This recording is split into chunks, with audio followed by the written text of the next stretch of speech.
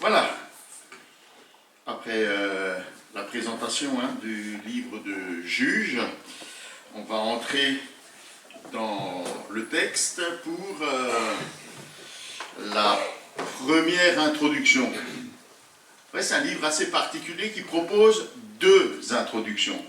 C'est pas courant, mais le livre de Juge fait ça. Avant d'entrer dans le vif du sujet, il nous propose deux introductions. Ce matin, on va regarder cette première introduction. Il faut juste que je me mette à la première page de la prédication. Voilà, c'est ça. Pas qu'il y a mélangé les feuilles dans mon sac. Voilà. Alors, je voudrais quand même le remettre dans le contexte historique de la conquête du pays de Canaan. On lit dans le livre d'Exode comment Dieu a fait sortir son peuple d'Égypte. Il l'a libéré de l'esclavage et il l'a conduit à travers le désert. J'allais dire bon gré mal gré, parce que le peuple n'a pas toujours été très coopératif. Il s'est montré quelquefois rétif, rebelle. Voilà, Dieu l'a conduit jusqu'aux portes de Canaan. Là, Moïse est décédé et c'est Josué qui a eu la charge, qui a été chargé par Dieu de mener cette conquête du pays de Canaan. Le livre de Josué est la démonstration que, même si le peuple est rétif, même s'il se montre pas très enthousiaste par les projets de Dieu, Dieu, lui, il tient toujours ses promesses. Et il permet à ce peuple d'entrer dans ce pays et de connaître des victoires militaires. La plus emblématique est cette prise de la ville de Jéricho tout de suite en entrant. Cette ville avec des murailles formidables où Israël va simplement faire le tour de la ville pour voir les murailles s'écrouler. C'est pas le génie militaire, c'est pas la puissance militaire qui a produit ça, c'est l'intervention de Dieu qui a permis que cette puissante forteresse tombe devant les enfants d'Israël. Alors, c'est le début du livre de Josué nous montre que cette conquête ne sera possible ni par le résultat, je disais, de la puissance ou du génie militaire d'Israël ou du génie de Josué, comme l'a été par exemple Alexandre le Grand, qui a conquis un immense territoire par son audace et son génie. Ça ne vient pas de là. L'introduction du livre de Josué, Dieu montre à Josué quelles sont les clés de la conquête d'Israël et il lui dit c'est la méditation de la parole de Dieu, l'obéissance à ses commandements et la confiance sans faille à ses promesses qui permettra la victoire et la conquête. Prends courage et tiens bon, car c'est toi qui feras entrer ce peuple en possession du pays que j'ai promis par serment à leurs ancêtres de leur donner. Simplement, prends courage et tiens bon pour veiller à obéir à toute la loi de mon serviteur, que mon serviteur Moïse t'a prescrite, sans t'en écarter, ni d'un côté, ni de l'autre. Alors, tu réussiras dans tout ce que tu entreprendras. Aie soin de répéter sans cesse les paroles de ce livre de la loi, médite-les jour et nuit, afin d'y obéir et d'appliquer tout ce qui est écrit. Alors tu auras du succès dans tes entreprises, alors tu réussiras. Je t'ai donné cet ordre, prends courage et tiens bon, ne crains rien, ne te laisse pas effrayer, car moi l'Éternel ton Dieu, je serai avec toi dans tout ce que tu entreprendras. Voilà les consignes de Dieu pour la conquête du pays de Canaan. Attache-toi à la parole, mets-la en pratique et fais preuve de courage dans ton obéissance. Courage, obéissance, confiance, les défis de la conquête de Canaan ne sont pas militaires ou économiques, ils sont spirituels. C'est pourquoi Dieu commande à Israël d'écarter et d'éliminer toute influence idolâtre pour s'attacher au service de Dieu seul. On va lire le premier chapitre du livre de Juges jusqu'au début du chapitre 2, verset 5. Alors, qui, un ou plusieurs, veut faire la lecture jusqu'à 2.5. Après la mort de Josué, les Israélites consultèrent l'Éternel pour savoir quelle tribu devait aller la première attaquer les Cananéens. L'Éternel répondit, c'est Juda qui ira la première. Je livre le pays en son pouvoir. Alors les hommes de Juda dirent à ceux de Simeon, frère de Juda, venez avec nous à la conquête du territoire qui nous a été attribué. Nous combattrons ensemble les Cananéens. Ensuite, nous vous aiderons également à conquérir le territoire qui vous est échu. Les gens de Siméon se joignirent donc à eux, et Juda se mit en campagne. L'Éternel leur donna la victoire sur les Cananéens et les Phéréziens. À Bézek, ils bâtirent 10 000 hommes. En effet, ils tombèrent là sur le roi Adoni-Bézek et l'attaquèrent. Ils battirent les Cananéens et les Phéréziens. Adoni-Bézek s'enfuit. Mais ils le poursuivirent, s'emparèrent de lui et lui coupèrent les pouces des mains et des pieds. Adoni-Bézek s'exferma, 60 000 rois dont on avait coupé les pouces des mains et des pieds, ramassaient les miettes qui tombaient sous ma table. Dieu m'a rendu ce que j'ai fait. On l'emmena à Jérusalem et c'est là qu'il mourut. Les hommes de Juda attaquèrent Jérusalem et s'en emparèrent. Ils massacrèrent ses habitants et mirent le feu à la ville.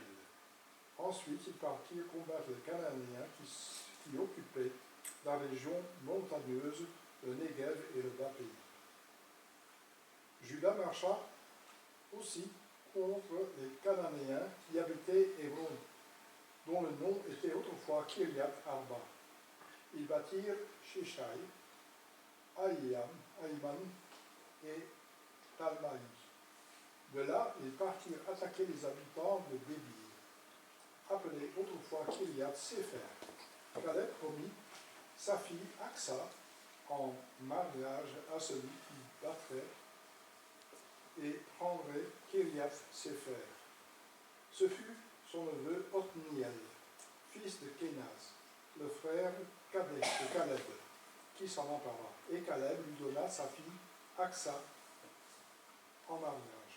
Dès son arrivée auprès de son mari, elle l'engagea à demander un champ à son père Caleb. Puis, elle sauta de son âne et Caleb lui demanda « Quel est ton désir ?» Elle lui répondit « Accorde-moi un cadeau. Puisque tu m'as établi dans une terre aride, donne-moi aussi des points d'eau. » Et Caleb lui donna les sources supérieures et les sources inférieures. Les descendants du Kénia, beau-père de Moïse, quittèrent la ville des palmiers avec les hommes de Juda pour aller s'installer parmi le peuple dans les territoires désertiques de Juda qui se situent au sud d'Arad. Les hommes de Juda se joignirent à ceux de Siméon, frère de Juda, pour battre les Cananéens qui habitaient Tséphat. Ils en exterminèrent la population et détruisirent entièrement la ville pour la vouer à l'Éternel. Et on lui donna le nom de Horma. Les gens de Juda s'emparèrent également de Gaza, Ashkelon et d'Écran, ainsi que les territoires voisins de ces villes. L'Éternel lui-même était avec eux, et c'est ainsi que les hommes de Juda purent conquérir la région montagneuse. Ils ne réussirent pas à déposséder les habitants de la vallée, car ceux-ci disposaient de chars de combat bardés de fer. On attribua Hébron à Caleb, comme Moïse l'avait dit. Il en expulsa les 3 descendants d'Anak. Les descendants de Benjamin ne dépossédèrent pas les Yébousiens qui habitaient Jérusalem. Ceux-ci y vivent encore aujourd'hui avec les Benjaminites. Les descendants de Joseph partirent de leur côté attaquer Béthel, et l'Éternel fut avec eux. Ils envoyèrent d'abord des hommes en reconnaissance à Béthel, qui s'appelait autrefois Louz. Les envoyés virent un homme sortir de la ville et lui dirent « Montre-nous par où on peut pénétrer dans la ville, et nous te traiterons avec bonté. » L'homme leur montra donc comment pénétrer dans la ville. Ils massacrèrent tous les habitants, mais laissèrent partir cet homme avec toute sa famille. L'homme émigra dans le pays des Hittites. Il y construisit une ville à laquelle il donna le nom de Luz, qu'elle porte encore aujourd'hui. Les hommes de Manassé ne dépossédèrent pas les habitants de Beth-Shean, de Tanak, de Dor, d'Ibléam, de Megiddo et des localités qui dépendaient de ces villes. Les Cananéens continuèrent donc à se maintenir dans cette région. Lorsque les Israélites furent devenus plus forts, ils leur imposèrent des corvées, mais ils ne les dépossédèrent pas. Les gens d'Éphraïm ne dépossédèrent pas les Cananéens établis à Gézer, et ceux-ci continuèrent à y vivre au milieu des Éphraïmites. Ceux de Zabulon ne dépossédèrent pas non plus les habitants de Kitron et de Nahalol. Les Cananéens habitèrent donc au milieu des gens de Zabulon, qui leur imposèrent des corvées. Les gens d'Azer ne dépossédèrent pas les habitants d'Akko, de Sidon, d'Ala, d'Aksib, de Elba, d'Afik et de Réhob. Les descendants d'Aser s'établirent donc au milieu des Cananéens qui occupaient le pays, car ils ne les dépossédèrent pas. Les gens de Nephtali ne dépossédèrent pas les habitants de Beth-Shemesh, ni ceux de Beth-Anath. Ils s'installèrent au milieu des Cananéens qui habitaient le pays, et ils soumirent des corvées, ils soumirent à des corvées les habitants de ces deux villes. Les Amoréens refoulèrent les Danites dans la région montagneuse et les empêchèrent de descendre dans la vallée. Les Amoréens continuèrent donc à se maintenir à Ar-Eres, à Ar-Galon et à Shalbim. Mais les descendants de Joseph furent de plus en plus puissants et ils leur imposèrent des corvées. Le territoire des Amoréens s'étendait de la montée des Scorpions depuis Séla et en remontant. L'ange de l'Éternel monta de Gilgal à Bokim et déclara au peuple d'Israël: Je vous ai fait sortir d'Égypte et je vous ai amené dans le pays que j'ai solennellement promis à vos ancêtres. J'ai déclaré que je ne romprai jamais mon alliance avec vous, et vous de même, vous ne conclurez pas d'alliance avec les habitants de ce pays, et vous démolirez leurs autels. Or, vous ne m'avez pas obéi. Pourquoi avez-vous fait cela? Aussi ai-je résolu de ne pas déposséder les habitants du pays en votre faveur. Ils resteront pour vous des adversaires, et leurs dieux seront un piège pour vous. Lorsque l'ange de l'Éternel eut adressé ces paroles au peuple d'Israël, tous se mirent à se lamenter et à pleurer. Ils appelèrent l'endroit Bokim, c'est-à-dire les pleurs, et ils offrirent des sacrifices à l'Éternel. Merci. Voilà, cette prédication porte le titre d'une obéissance sans conviction. Une obéissance sans conviction. C'est ce que décrit ce chapitre. Premier point, une obéissance perfectible. Alors le début du récit, vous l'avez vu, il semble prometteur. C'est pas mal. D'abord on voit qu'à la mort de Josué, Israël ne se met pas en quête d'un nouveau chef, mais il consulte, il interroge l'Éternel et lui dit, mais voilà, quelle est la tribu qui va prendre la tête des opérations? Et Dieu indique la tribu de Juda qui se met en mouvement et qui en passant sollicite l'aide de la tribu de Siméon. Est-ce qu'ils ont bien fait? Est-ce qu'ils ont mal fait? Le texte ne dit rien, mais les commentateurs sont partagés. Certains pensent que, en bon leader, Juda a tout de suite entraîné avec lui une autre tribu pour donner un bon exemple. Et d'autres pensent que c'est une première entorse à l'obéissance de Dieu. Ils auraient dû y aller et servir d'exemple de cette manière-là. Le récit ne dit rien. Je vous laisse interpréter comme vous le pensez. Les deux se défendent. Mais on voit que quand même, il y a des victoires. Hein. Il y a des victoires, des villes qui sont conquises, libérées. Mais on se rend aussi compte que rapidement, c'est autour de la famille de Caleb que le texte se concentre pour en souligner l'audace et la confiance dans les conquêtes. Caleb a choisi la montagne d'Hébron. C'est justement cette montagne qui a découragé les 10 espions d'Israël. C'est en allant sur cette montagne, en voyant les géants, ils sont revenus, ils ont dit non, non, laissez tomber, hein. C'est trop dur, c'est trop impossible.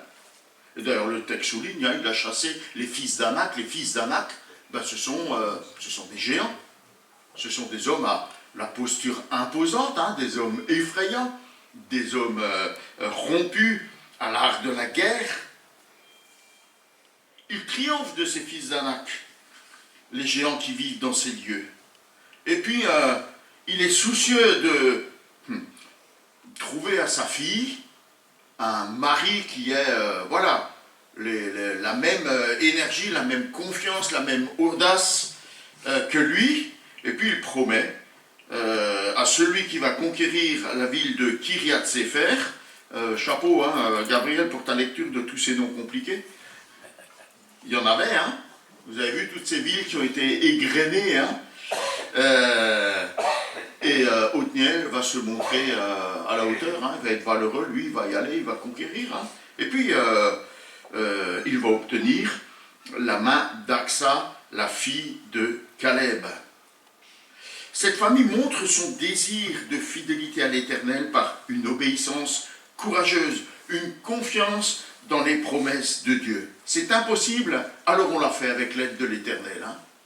On s'appuie sur l'Éternel et on y va parce qu'on a confiance en lui. Et Aksa est la digne fille de son père, hein, et elle se distingue particulièrement parce que dès qu'elle est mariée avec Othniel, elle le pousse à demander une terre à Caleb. Allez, va chez mon père, demande-lui. Allez, vas-y. Elle n'hésite pas à intervenir elle-même. Hein, une fois que son mari a obtenu un territoire, elle descend de son âne et puis elle interpelle directement son père. Hein. Là où tu nous as donné un champ, là, c'est pas trop arrosé. Hein, on a besoin de sources pour alimenter ça. Elle démontre par son audace le désir de s'approprier ce pays. Je veux un territoire à moi, mais aussi de jouir des bénédictions qui y sont rattachées, les sources supérieures et inférieures. Sont cités aussi les descendants des Kéniens. Qui sont ces gens-là? Ce sont les descendants de la belle famille de Moïse qui se sont joints au peuple d'Israël.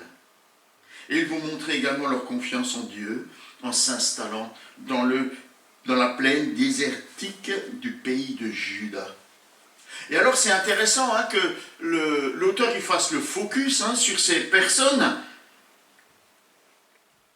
et ça va venir en contraste avec la manière d'agir de l'ensemble d'Israël.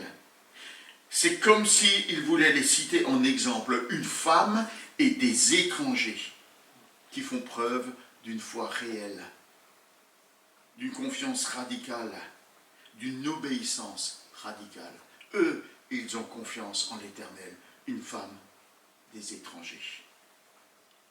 Alors tout ça, ça pourrait être de bon augure pour la suite du récit. Hein. Mais après cette série de victoires, qu'il ne faut pas minimiser, la tribu de Juda finalement montre une obéissance sans conviction, fruit d'un cœur partagé. Finalement, Juda va laisser son bon sens prédominer sur la foi, sur l'obéissance, sur l'audace. Suivre Dieu d'un cœur partagé, finalement, ça revient à ne pas le suivre du tout. Et vous savez ce qui va se passer? Tout Israël va suivre la même voie, suivant l'exemple de Juda. Alors j'ai une petite carte là, qui devrait s'afficher, pas celle-là, l'autre. La première, Voilà, pendant que ça vient, on va poursuivre, Et après avoir fait preuve d'une obéissance perfectible, le peuple va faire preuve d'une obéissance à l'épreuve du bon sens. Voilà, ici on voit voilà, partout où Israël s'est installé sur le territoire. Vous voyez Siméon qui a combattu avec Juda. Juda est au centre, Caleb là sur la montagne d'Hébron, Benjamin, Ruben, enfin voilà. Vous voyez un petit peu, ça permet de visualiser, parce qu'effectivement la lecture ne permet pas de voir précisément. Alors peut-être c'est bien de refaire la lecture en regardant la carte, mais je vous laisse faire ça après le déjeuner, au cours de l'après-midi. Alors finalement, Juda a comparé ses forces à celles des habitants de la plaine. Et les habitants de la plaine ont des chars bardés de fer. Or, on le sait, le char c'est trop fort, on ne peut pas les attaquer. On ne va pas gagner.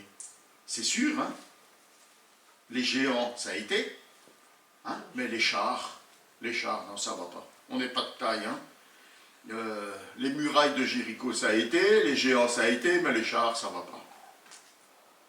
Dès lors, la foi va être mise au second rang. Et c'est le bon sens dépourvu de foi qui va l'emporter dans l'occupation du pays promis par Dieu, sans tenir compte ni de ses commandements, ni de ses promesses. Une seule autre ville va être conquise, Luz, et encore, par la compromission avec un des habitants du pays. Dis-nous comment on peut conquérir la ville et on fera preuve de bienveillance envers toi. À quel moment Dieu a-t-il dit, vous ferez preuve de bienveillance? Et ce n'est pas le courage d'Israël qui permet la conquête de cette ville, mais finalement la lâcheté d'un de ses habitants, qui, fuyant de là, va s'empresser de construire la même ville un petit peu plus loin.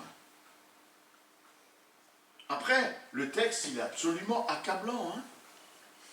On a toutes ces villes qui sont égrenées et toutes ces tribus, ils ne prennent pas possession, ils s'installent. Et puis finalement, ils réduisent la population en servitude. C'est au point que Benjamin ne va même pas prendre possession de Jérusalem qui a déjà été conquise. C'est déjà conquis, c'est déjà fait. Et au lieu de prendre possession, il s'installe simplement parmi la population. Et partout, on assiste à cette occupation sans combat. Vous savez, c'est beaucoup plus facile. Et surtout, c'est tellement plus avantageux. La population, elle peut servir d'esclave pour accomplir les travaux pénibles. Pourquoi ne pas en profiter? Et c'est ainsi que la facilité l'emporte sur l'obéissance. Le pragmatisme l'emporte sur l'obéissance. Finalement, comme conclusion et comme comble à cette longue énumération d'échecs, la tribu de Dan ne peut même pas prendre possession de son héritage et doit se réfugier momentanément dans la montagne. Alors, il existe des livres où on doit chercher Charlie. Cherchez Dan. Cherchez Dan.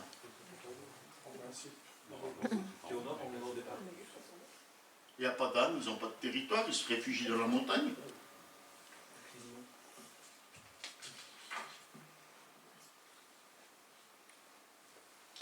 Israël ne se conduit plus dans l'obéissance et dans la confiance à Dieu.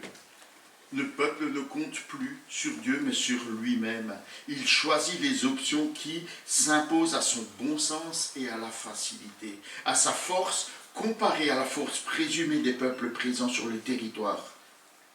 Israël a abandonné toute volonté, toute détermination à obéir à Dieu. Il choisit l'intérêt immédiat et une sécurité illusoire. Obéissance ou bon sens? Et ce récit doit nous interpeller. Et on doit se poser la question, comme toutes ces villes sont égrenées, toutes ces villes qui n'ont pas été conquises. Peut-être on peut se poser, je peux me poser la question, dans ma vie, quels sont les domaines dans lesquels j'ai laissé le bon sens prévaloir sur l'obéissance? quel domaine de ma vie j'ai accepté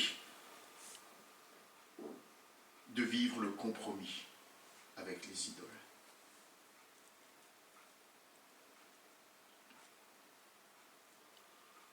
Dans quel domaine le bon sens suit au détriment de l'obéissance? Pardon. Où n'ai-je pas été radical dans l'obéissance à Dieu? Et où est-ce que je laisse les idoles régner dans ma vie finalement, hein? Alors, le texte donne une bonne excuse, hein, pour agir de cette manière-là. Et le troisième point, c'est: est-ce que c'est une question de pouvoir ou une question de vouloir? Prenant acte de cette situation, Dieu envoie son messager, l'ange. Hein. Alors il est intéressant de constater que celui-ci vient depuis Gilgal, là où Dieu a manifesté sa grâce envers son peuple, en faisant, dit-il, rouler l'opprobre loin de lui. Et ce texte, on le découvre en Josué 5, hein, c'est l'endroit où Israël a traversé le Jourdain, et passé le Jourdain, il s'arrête là pour circoncire tous les hommes du peuple. Dieu fait grâce. Vous êtes mon peuple, je vous reçois comme mon peuple. Celui qui est destinataire de toutes mes promesses. Et le message de cet ange est clair. Vous n'avez pas obéi à l'Éternel. Le but de l'Éternel était de purifier le pays de ses idoles pour que son peuple puisse continuer à lui rester fidèle. L'objectif de la campagne militaire n'est pas un génocide. L'objectif de la campagne militaire était la destruction de tous les autels. Vous détruirez tous les autels. Mais Israël est désormais en compagnie de ces peuples idolâtres et de tous les autels, à toutes les idoles qui règnent dans ce lieu. Ne pas aller au bout du commandement de l'Éternel, c'est un signe que le peuple n'a pas pleinement accepté Dieu, même s'il ne l'a pas totalement rejeté. Alors oui, ils occupent le territoire, mais pas de la bonne manière. N'obéir qu'en partie revient à désobéir. Ne pas offrir sa vie pleinement à Dieu, c'est comme ne rien lui donner du tout. Car Dieu désire être maître de tous les domaines de notre vie, pas seulement de quelques morceaux qu'on a envie de lui abandonner. Alors, si on regarde le texte, on constate que l'argument du peuple d'Israël, c'est qu'ils ne peuvent pas. On ne peut pas. Ils sont trop forts, ils sont trop bien armés, ils sont trop nombreux. Mais Dieu rétorque par la bouche de son messager qu'en réalité, ce n'est pas le fait qu'ils ne peuvent pas, c'est le fait qu'ils ne veulent pas. Pourquoi ? Parce qu'en s'appuyant sur sa grâce, la conquête du pays n'était pas une question de capacité, mais une question de volonté. Dieu est fidèle à ses promesses. Il suffit de s'appuyer sur ses promesses par l'obéissance à ses commandements. Et par son messager, par cet ange que Dieu envoie, Dieu réduit à néant les illusions des Israélites quant à leur motivation et quant à leurs actions. Ne vous cherchez pas de vaines excuses, hein? Ne vous bercez pas d'illusions. La vérité, c'est que votre cœur n'est pas pleinement avec moi.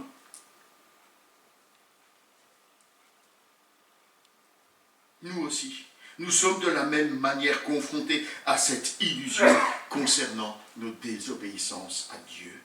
Je ne peux pas. Vous ne vous êtes jamais surpris à dire ces mots à Dieu?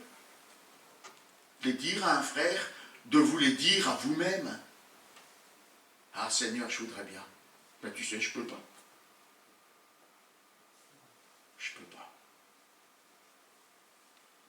Je ne peux pas pardonner. Parce que je préfère me cramponner à ma colère, à mon amertume, à mon bon droit. Alors je me déclare incapable de pardonner. Et pourtant, Dieu nous ordonne de pardonner. Voyez Matthieu 18, 35.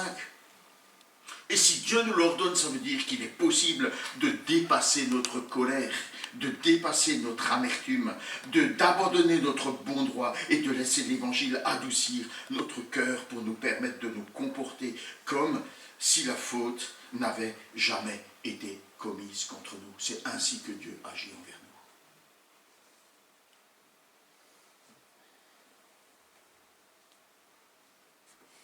Je ne peux pas lui dire la vérité. Derrière cette déclaration se cache notre lâcheté, notre orgueil, la peur de ne plus être aimé, de ne plus être apprécié, la crainte que l'autre soit fâché contre nous, la crainte de lui faire du tort, la crainte d'éprouver de la honte. Mais Dieu nous commande de nous dire la vérité dans l'amour. Voyez Éphésiens 4, 15, 25.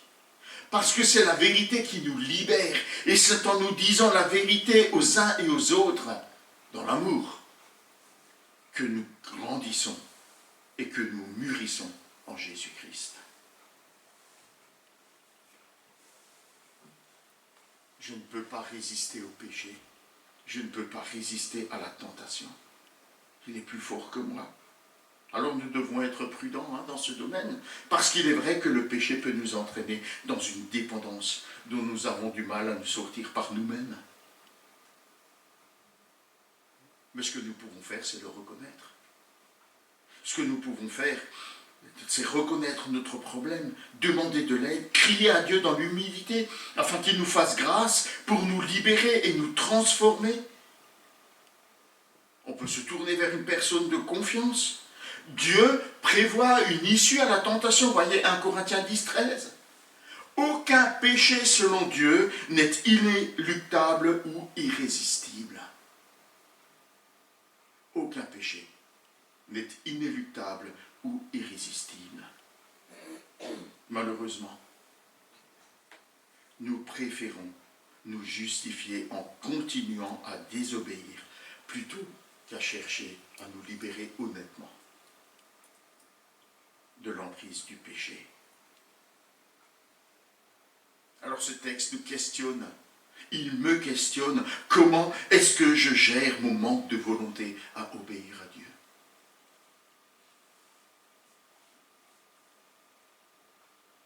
Comme pour Israël, cela peut amener à des conséquences catastrophiques dans nos vies. Alors la question se pose, quelles sont les situations dans ma vie où je déclare que je ne peux pas obéir à Dieu? Quelles sont les situations, les circonstances, les lieux dans ma vie où je déclare, mais je ne peux pas obéir. Et surtout, si le Seigneur te le montre, que notre repentance, que ma repentance, ne soit pas comme celle d'Israël. Vous avez vu, le récit finit en disant que le peuple a versé des larmes. Ils ont même donné à ce lieu-là le nom de, larmoyant. C'est là qu'on a versé des larmes. Mais quand on connaît la suite du récit, on se rend compte que cette repentance, elle est soit bien superficielle, soit bien éphémère. Ça n'a pas changé grand-chose. Quelques larmes ont coulé, mais rien n'a changé.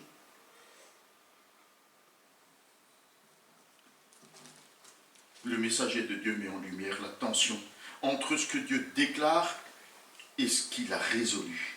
Déclare au verset 1 ce qu'il a résolu au verset 3. Un commentateur propose cette traduction. J'ai déclaré que je ne romprai jamais mon alliance, mais je que si vous concluez des alliances avec les habitants de ce pays, je ne les déposséderai pas en votre faveur. C'est comme si l'Éternel disait, j'ai promis de vous donner tout le pays, mais j'ai aussi promis de ne pas le donner à un peuple désobéissant. Dieu est saint et juste. Il ne peut ni tolérer le mal, ni le côtoyer, et encore moins le bénir. Dieu est aussi un Dieu aimant et fidèle. Il ne peut perdre le peuple pour lequel il s'est engagé. Ça crée une tension énorme, et cette tension, elle paraît insoluble. Elle perdure dans tout le livre des Juges. Elle crée un suspense, un tiraillement qui se trouve dans tout le récit biblique. Dieu va-t-il finir par abandonner son peuple? Alors, qu'en est-il de sa fidélité? Ou est-ce que Dieu va finalement céder à son peuple? Mais alors, qu'en est-il de sa sainteté? C'est qu'à la croix que cette tension va trouver une réponse satisfaisante. À la croix, Dieu a déversé sa colère contre son peuple sur la personne de son Fils. À la croix, nos péchés lui ont été imputés à Jésus-Christ le juste, afin que sa justice nous soit imputée à nous qui sommes des pécheurs, rebelles et si souvent résistants. À la croix, Dieu a satisfait sa justice, car le péché a été puni, et il a satisfait sa fidélité bienveillante, car il peut désormais nous accepter et nous pardonner. À la croix, Dieu peut être juste tout en déclarant juste celui qui croit en Jésus.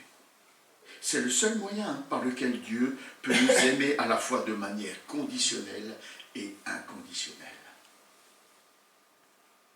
C'est par l'amour de Jésus.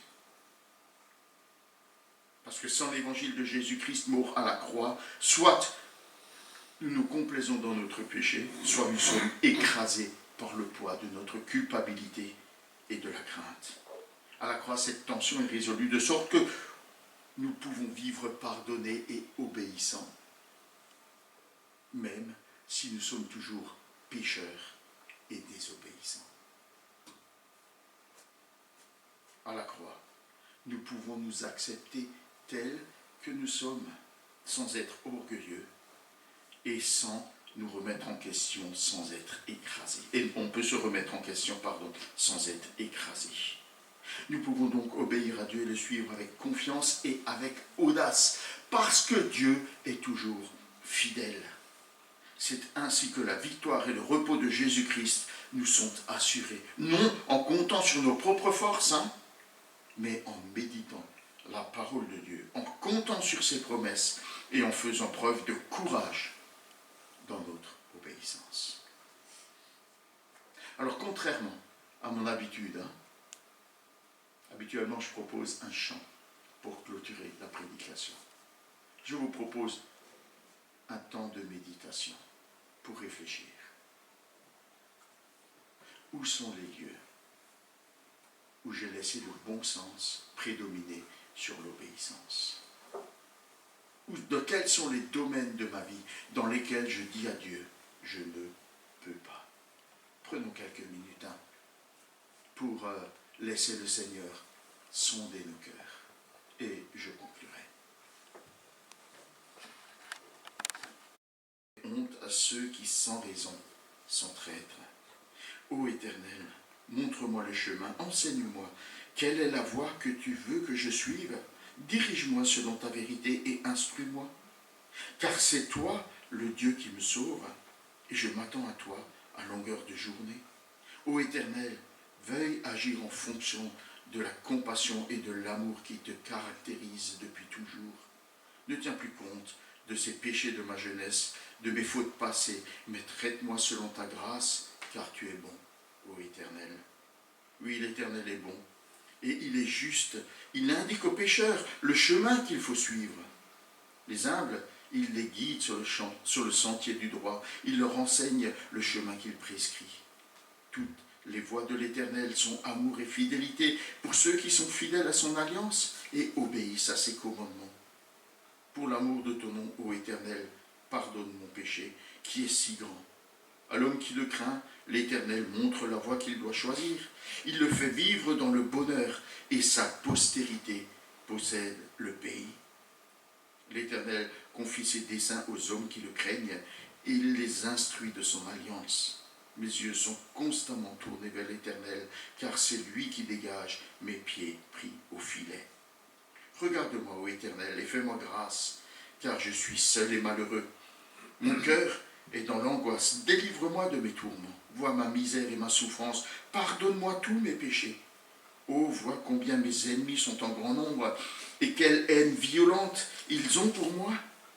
Protège-moi, délivre-moi, garde-moi de la honte. Je cherche en toi un sûr refuge. Que l'innocence et la droiture me sauvegardent, car je compte sur toi. Ô Éternel, sauve Israël. Ô Éternel, sauve ton peuple de toutes ses détresses. Amen.